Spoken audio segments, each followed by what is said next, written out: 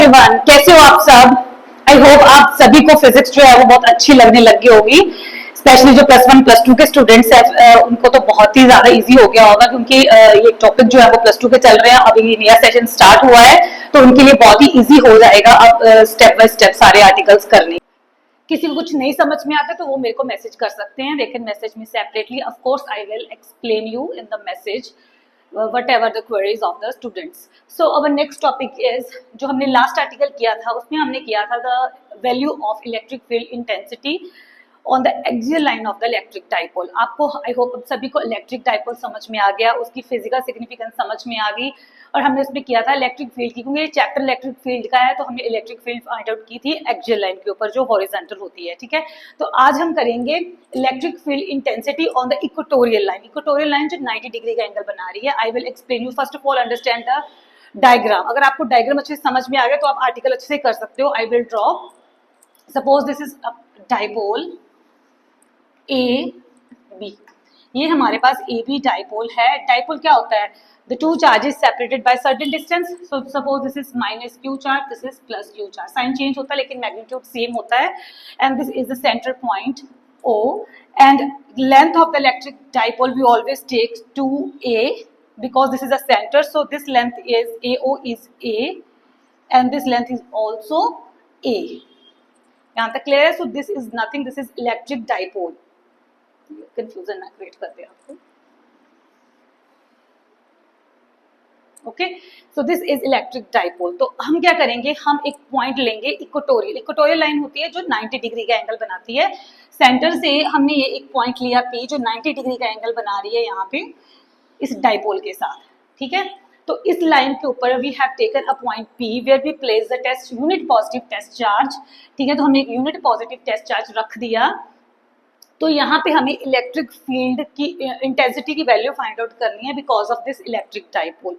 पिछले आर्टिकल में हमने किया था इसकी एक्सियल लाइन के ऊपर कोई पॉइंट लिया था तो वहां पे हमने इलेक्ट्रिक फील्ड की वैल्यू फाइंड आउट करी थी। अब हमने इक्वेटोरियल लाइन के ऊपर करनी है। ठीक है, अब देखो पहले हम इस चार्ज की स्टडी करेंगे फिर हम इस चार्ज की स्टडी करेंगे, क्योंकि ये नेगेटिव चार्ज है और जो हमारा टेस्ट चार्ज है वो पॉजिटिव है।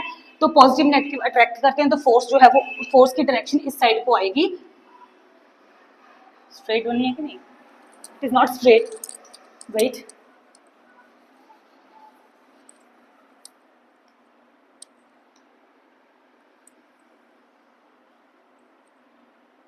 ठीक है, तो जो डायरेक्शन होएगी E1 की फोर्स की भी और E1 की यहाँ पे होएगी। ठीक है, इस साइड को आएगी। लेकिन क्योंकि ये चार्ज प्लस है ये भी प्लस है, प्लस प्लस हमेशा क्या करते हैं, रिपेल करते हैं। तो एक बार इसको ज्वाइन कर लूं तो जो इसमें आएगी इलेक्ट्रिक फील्ड की डायरेक्शन वो इस साइड पे आएगी इस चार्ज की वजह से। ठीक है, क्योंकि इस चार्ज की वजह से फाइंड आउट कर रहे हैं तो इस साइड आएगी। वो पॉजिटिव पॉजिटिव रिपेल करते हैं तो ये इधर को नहीं आएगी, ऊपर को जाएगी। ठीक है, तो ये हो गई हमारे पास E2 की डायरेक्शन। Fine, clear? थोड़ा सा ये रब कर दूं और इजी बन जाएगा डायग्राम।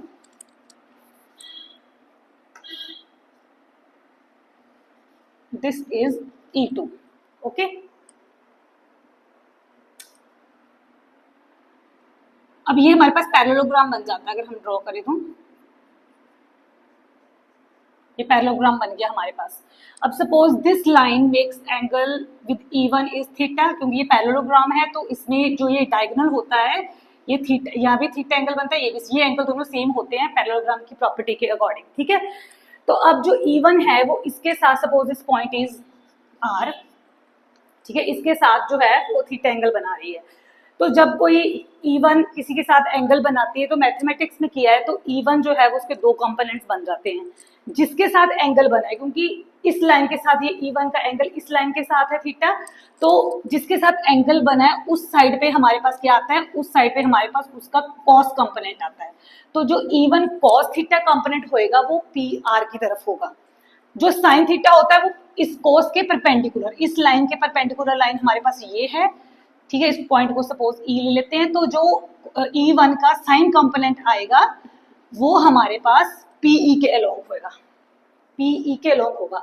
तो जो E है हमारे पास टू कंपोनेंट्स में डिवाइड होगी, क्योंकि ये एंगल थीटा बन रहा है तो E जो डिवाइड होगी टू कंपोनेंट्स में, E1 cos theta and E1 sin theta.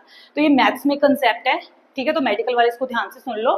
तो जिसके साथ एंगल बन रहा होता है उस तरफ कॉस कंपोनेंट आता है, तो इसीलिए हमारे पास पी आर के अलोंग जो आएगा वो इस डायरेक्शन के अलोंग आएगा E1 cos थीटा, और उसके परपेंडिकुलर, इसके परपेंडिकुलर जो लाइन है, ये 90 डिग्री का एंगल है ना, तो इसके जो परपेंडिकुलर लाइन है इसके अलोंग आएगा sign component, that is E1 sin theta. यहाँ तक क्लियर? क्योंकि बुक में ये अच्छे से क्लियर नहीं किया हुआ डायग्राम, तो इसीलिए मैं इसको डायग्राम को खुद बना के समझा रही हूँ। अब ये तो था इस माइनस क्यू चार्ज की वजह से। अब इस चार्ज की वजह से जो इलेक्ट्रिक फील्ड E2 है वो इस साइड है, तो E2 अब फिर से पी आर के साथ थीटा एंगल बना रही है, तो इसी साइड पे जो आएगा E2 का कॉस कंपोनेंट आ जाएगा। जैसे E1 का कॉस कंपोनेंट है पी आर के अलोंग, इसी तरह से पी आर के अलोंग ही E2 का कॉस कंपोनेंट आ जाएगा। और इस क्योंकि ये यहाँ पे है तो इसके परपेंडिकुलर, अब यहाँ पे परपेंडिकुलर यहाँ नहीं लेनी क्योंकि हमारी जो E2 है वो इस डायरेक्शन में है, तो इसके जो परपेंडिकुलर आएगा कोसाइन कंपोनेंट वो यहाँ आएगा, क्योंकि हमने जो रिजल्टेंट होता है वो सेंटर में होता है, पैरेललोग्राम का डायगोनल होता है वो। तो अगर इसका पैरेललोग्राम कंप्लीट करें तो ये डायगोनल बन जाएगा। तो इसके टू कंपोनेंट्स है E2 cos थीटा एंड इसके परपेंडिकुलर cos थीटा के परपेंडिकुलर E2 sin थीटा। तो अब हमारे पास E1 के भी टू कंपोनेंट्स हो गए, ठीक है, E1 के भी टू कंपोनेंट्स हो गए, E2 के भी टू कंपोनेंट्स हो गए। अब जो साइन कंपोनेंट्स है E1 sin theta and E2 sin theta, they because charges same है तो इनकी जो मैग्नीट्यूड है वो भी सेम होंगे इलेक्ट्रिक फील्ड्स के, और इनके मैग्नीट्यूड सेम है लेकिन इनके जो डायरेक्शन है वो ऑपोजिट है। E1 sin theta and E2 cos theta, they have the same magnitudes but in opposite direction. These two components, sin theta components, will cancel out. Sorry. जो sin theta component है वो क्या हो जाएगा, cancel out हो जाएगा। अब हमारे पास कौन सा बचा, cos component। जो नेट इलेक्ट्रिक फील्ड आएगी P पॉइंट पे वो cos कंपोनेंट्स की वजह से आएगी, क्योंकि cos कंपोनेंट्स दोनों ही सेम डायरेक्शन में है, दे विल एड ऑन, ठीक है। तो दोनों ही कंपोनेंट्स एड ऑन होके is equals to E1 cos theta plus E2 cos theta, ये हमारी नेट इलेक्ट्रिक फील्ड आएगी। उसके लिए हम क्या करेंगे, पहले E1 E2 का मैग्नीट्यूड फाइंड आउट करेंगे और आपको क्लियर भी हो जाएगा कि E1 E2 इक्वल कैसे हैं। अब जो हमने डेफिनेशन की थी इलेक्ट्रिक फील्ड इंटेंसिटी की, उसके हिसाब से E1 is equal to 1.4 pi epsilon naught, जिस चार्ज की वजह से, क्योंकि चार्ज दोनों में मैग्नीट्यूड सेम है, मैग्नीट्यूड की बात कर रहे हैं, साइन की बात नहीं कर रहे, तो चार्ज तो सेम ही है, क्यू, जिस चार्ज की वजह से हमें इलेक्ट्रिक फील्ड फाइंड आउट करनी है, प्लस उस पॉइंट का उस चार्ज के साथ डिस्टेंस। अगर E1 की बात करें तो डिस्टेंस कितना हुआ इस चार्ज का इस पॉइंट के साथ, AP square, it is AP square, so this is AP square. अगर हम AP की वैल्यू फाइंड आउट करनी है तो हम इस AP और O, इस ट्रायंगल की तरफ देखो, इस ट्रायंगल पे हम मैथमेटिक्स की सबसे फेमस जो थ्योरम है पाइथागोरस थ्योरम वो अप्लाई करेंगे।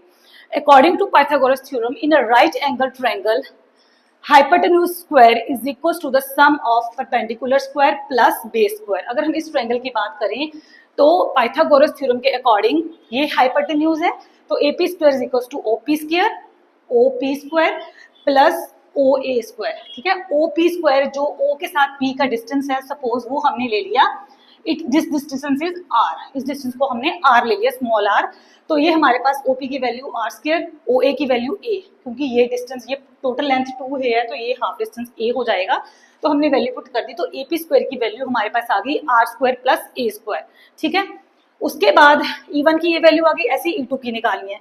अब यहाँ पे अगर E2 की बात करें तो इस चार्ज की बात करते तो डिस्टेंस कितना आएगा, BP स्क्वायर, ठीक है, डिस्टेंस आएगा BP स्क्वायर। फिर से पाइथागोरस थ्योरम लगाओ इस ट्रायंगल पे, फिर से हमारे पास वैल्यू आ जाएगी R square plus A square, क्योंकि ये भी डिस्टेंस सेम है, ये भी A है, तो BP की वैल्यू आ जाएगी हमारे पास R square plus A square. अब दोनों को कंपेयर करो, E1 की वैल्यू और E2 की वैल्यू को देखो, सेम ही है, चार्ज भी सेम है, R square plus A square है, 1.4 पाई एप्सिलॉन नॉट है, तो E1 E2 का मैग्नीट्यूड सेम है, इसीलिए sine theta components cancel out हो जाएंगे, और जो हमारे पास टोटल इलेक्ट्रिक फील्ड आएगी वो cos कंपोनेंट्स को ऐड करके आएगी, E1 cos theta plus E2 cos theta.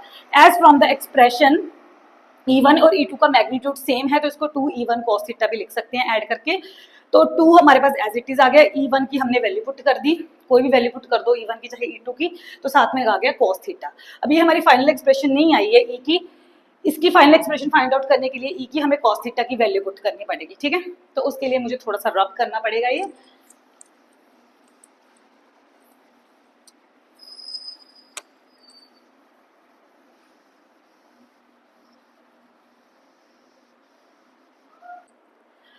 Okay, यहाँ तक समझ में आ गया ना सबको। तो अब हमने क्या करना है, कॉस थीटा की वैल्यू पुट करनी है to find out the value of final E. Okay, तो कॉस थीटा की वैल्यू आप देखो इस डायग्राम में, अगर चाहे ये ट्रायंगल ले लो चाहे ये ट्रायंगल ले लो, ये भी थीटा है ये भी थीटा है, ठीक है।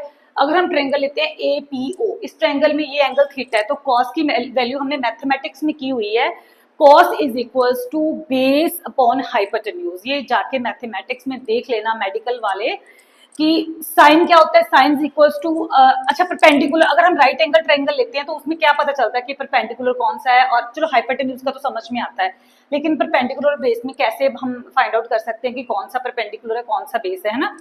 तो जहां पे एंगल बना होता है उस एंगल के बिल्कुल सामने वाला हमेशा परपेंडिकुलर होता है और दूसरा बेस होता है, और ये वाला जो इंक्लाइन फॉर्म में होता है ये हाइपोटेन्यूज होता है, ठीक है। तो साइन क्या होता है, साइन थीटा क्या होता है, साइन थीटा की वैल्यू होती है perpendicular upon hypotenuse, cos theta की वैल्यू होती है base upon hypotenuse, tangent theta की वैल्यू होती है परपेंडिकुलर अपॉन बेस, ठीक है। Because we have to find out, यहाँ हमने क्या फाइंड आउट करना है, कॉस थीटा फाइंड आउट करना है, तो cos theta is what, base upon hypotenuse, base is OA, hypotenuse is AP, ठीक है। अब इनकी वैल्यू पुट कर देंगे, OA इज व्हाट, A, अच्छा आपने AP स्क्वायर, इस ट्रायंगल पे पाइथागोरस थ्योरम लगा के हमने AP स्क्वायर की वैल्यू फाइंड आउट की थी R square plus A square. जब हमें सिर्फ AP की वैल्यू चाहिए तो ये इसके उधर जाके क्या बन जाएगा, under root 1/2 R square plus A square, ठीक है। ये इसलिए मैं समझा रही हूँ क्योंकि मेडिकल वालों को ये थोड़ा सा टफ लग सकता है कैलकुलेशंस, तो आप ध्यान से देखो कि जब स्क्वायर को उस साइड पे लेके जाएंगे तो वो अंडर रूट बन जाएगा, ठीक है। तो ये AP की वैल्यू आ जाएगी under root R square plus A square. Put the value of this cos theta in this equation. We get E is equals to ये चीज 1/4 पाई एप्सिलॉन नॉट, ये 2Q, ठीक है, upon R square plus A square, cos theta की value A divided by R square plus A square, okay. तो 2AQ, अगर ऊपर वाली टर्म को कंबाइन करें तो हमने डाइपोल मूवमेंट की थी P is equal to 2AQ, तो ऊपर वाली चीज जो है वो हमारे पास क्या बन जाती है, dipole movement, that is P 1/4 pi epsilon naught as it is आ जाएगा, this is P divided by, इन दोनों को कंबाइन करो, ये टर्म है हमारे पास, इसकी पावर जो है वो 1 है, ठीक है। इसको हम ऐसे भी लिख सकते हैं 1/2, दोनों सेम है, अगर बेस सेम हो तो ऊपर पावर्स ऐड अप हो जाती हैं। तो सपोज इसको मैंने कोई भी सिंपल करने के लिए इसको x ले लिया, एक है x1 एक है x 1/2, तो इनकी पावर्स को कैसे ऐड करेंगे, 1 + 1/2 ऐसे मिलेंगे, तो x की वैल्यू 3/2 आ जाएगी, ठीक है। तो मतलब अगर हम इनकी पावर्स को सॉल्व करेंगे तो इसकी वैल्यू आ जाएगी R square plus A square 3/2। So this is a final value of E। अगर इसका हम छोटा सा केस लें कि अगर हमारे पास डाइपोल बहुत छोटा है, if dipole is very very short as compare to this distance R, ठीक है, दैट इज डाइपोल स्मॉल होने का मतलब 2A की वैल्यू जो है 2A is very very less than R और A is very very less than R, तो A can be neglected from this, ये इसका स्मॉल केस है। अदरवाइज फाइनल एक्सप्रेशन यही है हमारे पास, तो E की वैल्यू क्या आ जाएगी, 1/4 पाई एप्सिलॉन नॉट P, क्योंकि A is very very small as compare to R, तो A स्क्वायर को हम निग्लेक्ट कर सकते हैं, ये बन जाएगा R स्क्वायर 3/2, तो 2 कैंसल, तो हमारे पास जो एक्सप्रेशन आएगी 1/4 pi epsilon naught P upon R cube. So this is the expression of electric field intensity on equatorial line of electric dipole. I hope आप सभी को कैलकुलेशन समझ में आ गई। अगर आपको डायग्राम क्लियर हो गया ना तो आर्टिकल आराम से क्लियर हो जाएगा, ठीक है। बच्चे कंफ्यूज हो जाते हैं कि total electric field find out करने के लिए कॉस थीटा कहाँ से आ गए, कॉस थीटा को क्यों ऐड किया, तो मैंने आपको एक्सप्लेन कर दिया कि E1 के भी 2 कंपोनेंट्स बनेंगे, E2 के भी 2 कंपोनेंट्स बनेंगे, sign components will cancel out, तो जो नेट इलेक्ट्रिक फील्ड है बिकॉज जो कॉस कंपोनेंट्स है they are in the same direction, so electric field जो है will be because of the cos components of E1 and E2. So this will be the final result. I hope ये article सबको अच्छा लगा, तो जिसको नहीं समझ में आया वो मैसेज कर देना। हम नेक्स्ट टाइम मिलेंगे विद नेक्स्ट आर्टिकल, तो कंटिन्यू करो, जल्दी से सब्सक्राइब करो physics with Lipsi. Bye bye.